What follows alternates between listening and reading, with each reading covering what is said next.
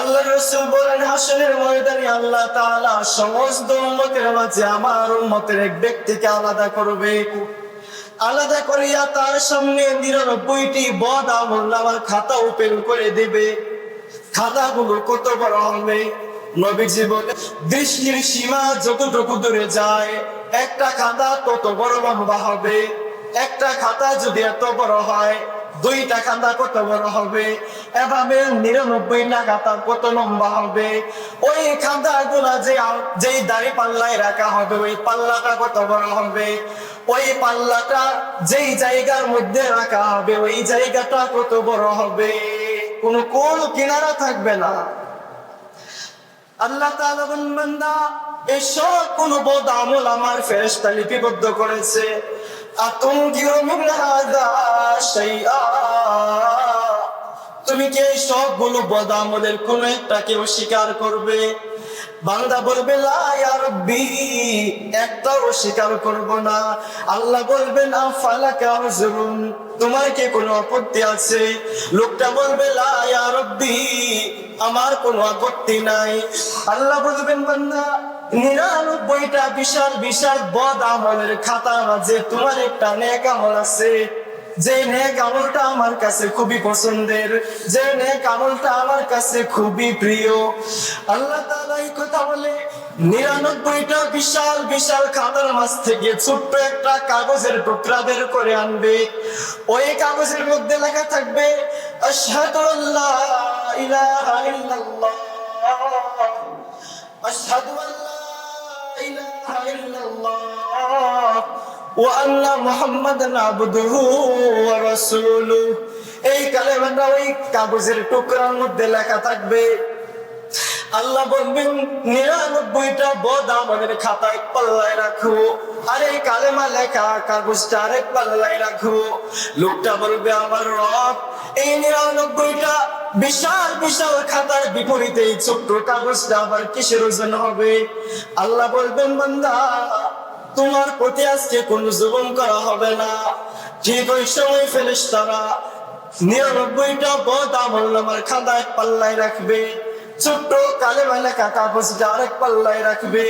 নবীজি বলেন, ফাদাশাতিস সিজিল্লাহ ওয়া সাকুলাতিল বিতাকা, মাথার সাথে সাথে 99টা বদ আমলনামার পাল্লাগুলা হালকা হয়ে যাবে, কালেমা লিখিত পাল্লাটা ভারী হয়ে যাবে।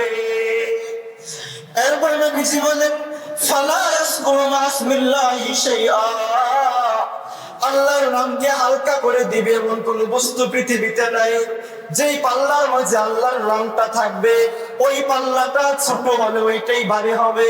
আল্লাহর নামকে হালকা করবে, আল্লাহর নামকে উপরে ফেলিয়ে অন্য পাল্লাটা নিচে চলে যাবে, এটা হবে না। যে পাল্লায় আল্লাহর নাম থাকবে, ওই পাল্লাটাই সবচেয়ে বেশি ভারী হবে। তবে আল্লাহর নামের কত মর্যাদা, কালেমা কত দাম। কালেমা পড়লে মুসলমান, না পড়লে বেঈমান। এই কালেমার ওজন হাসরের ময়দানে সবচেয়ে বেশি হবে। আম্মা জান আয়েশা রাদিয়াল্লাহু আনহা একদিন কান্না করতেছে। নবীজির আদরের স্ত্রী, একমাত্র কুমারী স্ত্রী। আম্মা জান আয়েশা কান্না করে। নবীজি বলেন, আয়েশা, কোন জিনিস তোমাকে কাঁদায়? তুমি কান্না করো কেন? আম্মা জান আয়েশা বলেন, যাকারাতুন নার ফাবাকাইতু, জাহান্নামের কথা স্মরণ হয়েছে তাই কান্না করছি। ওই সময় আয়েশা রাদিয়াল্লাহু আনহা নবীজি কি বলেন, আল্লাহর রাসূল, হাসরের ময়দানে আপনি কি আপনার পরিবারকে চিনবেন? আমি আয়েশা সারা জীবন আপনার সাথে কাটাইলাম, আপনার সাথে খাবার খাইলাম, আপনার সাথে জীবনটা কাটিয়ে দিলাম। হাসরের ময়দানে আপনি কি আমি আয়েশাকে চিনতে পারবেন? আল্লাহর রাসূল বলেন, আয়েশা, আম্মা ফি সালাসাতি মাওয়াতিনা ফালা ইয়াযকুরু আহাদুন আহাদা। আখিরাতে 3টা জায়গা এমন আছে যেখানে কেউ কাউকে চিনবে না, কেউ কারো কথা স্মরণ করবে না। 1 নাম্বার, ইনদাল মিজান, মিজানের পাল্লার সামনে কেউ কাউকে চিনবে না, কেউ কারো কথা স্মরণ করবে না। যে পর্যন্ত সে জানবে তার আমলনামার পাল্লাটা হালকা হয়েছে নাকি ভারী হয়েছে। 2 নাম্বার, ওয়া ইনদাল কিতাব, আমলনামা হাতে দেওয়ার সময় কেউ কারো কথা ভয় করবে না, যে পর্যন্ত না সে জানবে তার আমলনামা ডান হাতে এসেছে নাকি বাম হাতে এসেছে। 3 নম্বর ওয়া ইনদাস সিরাত, পুল সিরাতের বুদের সামনে কেউ কাউকে পরিচয় দেবে না। তখন ওই জায়গাটা কত ভয়ঙ্কর হবে, একদম লম্বা হবে, কত লম্বা, সীমানা দেখা যাবে না। 2 নম্বর সব মানুষের আশেপাশে থাকবে কিন্তু কেউ কাউকে চিনবেও না, কেউ কারো কথা স্মরণে করবে না। এজন্য ওই জায়গায় যদি আমাদের পাল্লাটা হালকা হয় অবস্থাটা কি হবে? ওই জায়গায় হালকা হয়ে গেলে জাহান্নামে যেতে হবে। ওই জায়গায় যদি ভারী হয় তাহলে এক সাইড সৌভাগ্যবান হয়ে যাবে। ওই পাল্লাটা নিয়ে আমাদের চিন্তা করা প্রয়োজন, আমার আমলগুলা সেখানে রাখা হবে। অথচ মিজানের পাল্লার কথা আমাদের স্মরণে আসে না, আমাদের মনে আসে না।